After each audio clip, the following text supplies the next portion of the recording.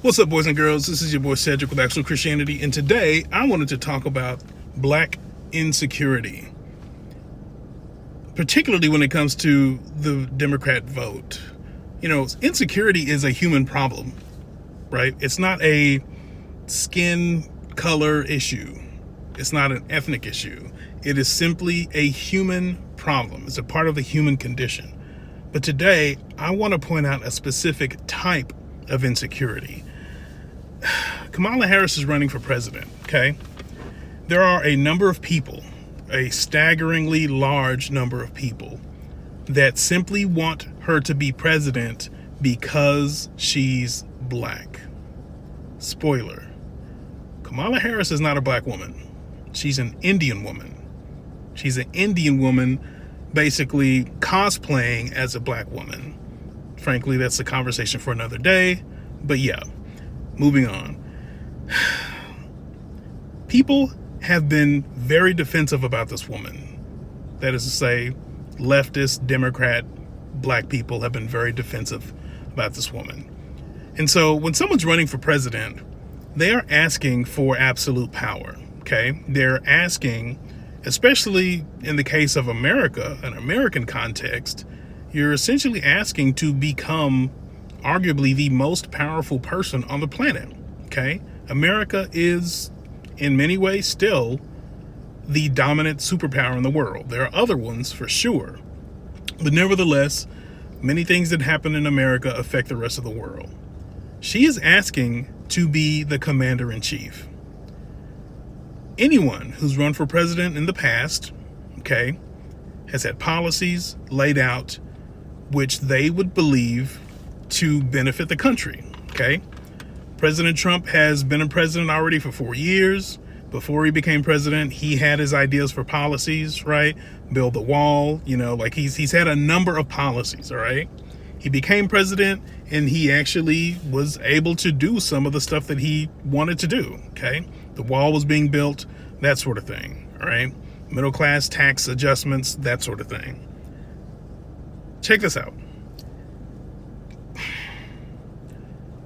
As of right now, if you go to Kamala Harris's website, where she's running, there is no policy page. None whatsoever. If you go to Trump's website, you'll see a plethora of policies on his website. Kamala Harris has none. Zero. None whatsoever. She's been running for president for over a month now, okay?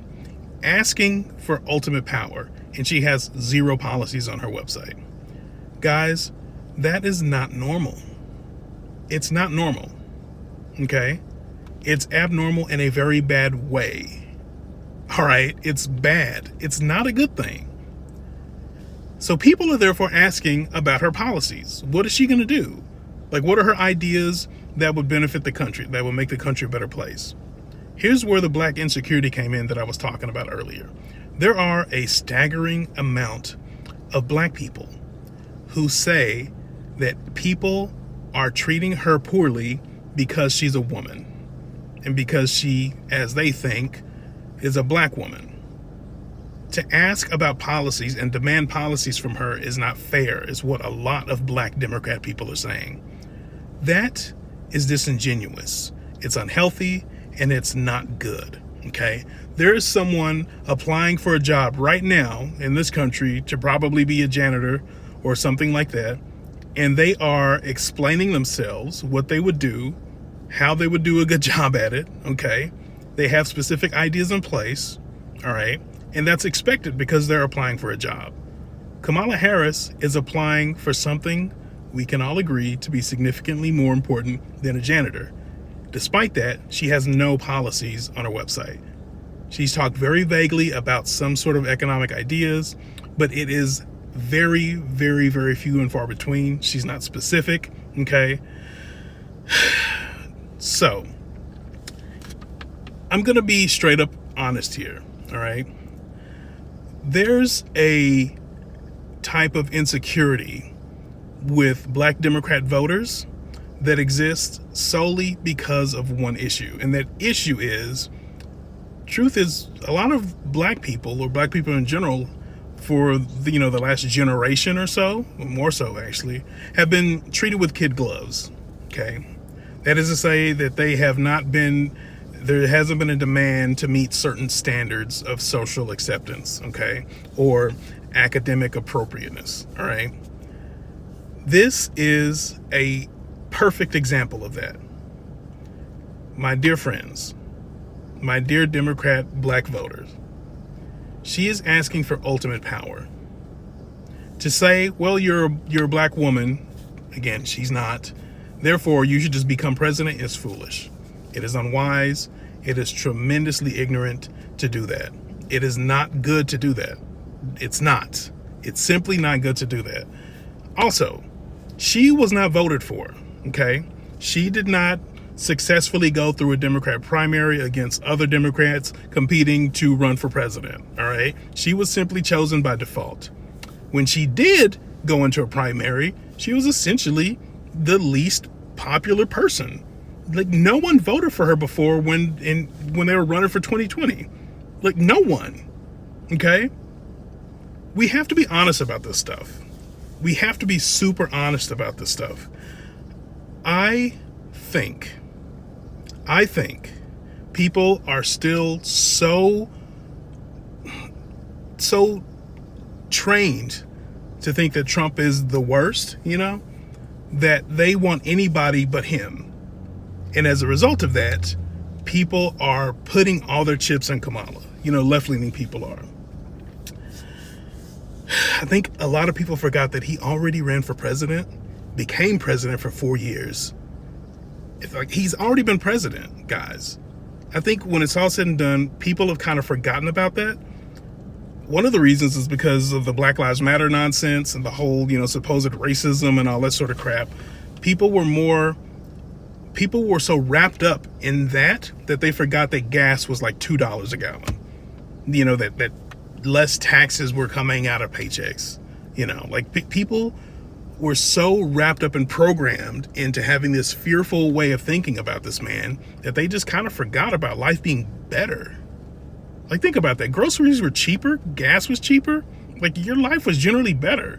I mean, if you really were going through something, it was because, Antifa was burning down your community in the name of social justice. Like, it wasn't his fault. It was other people acting crazy. When it's all said and done, I think, I'm going to be really blunt and say this, I think a lot of black voters just kind of vote in a pathetic fashion.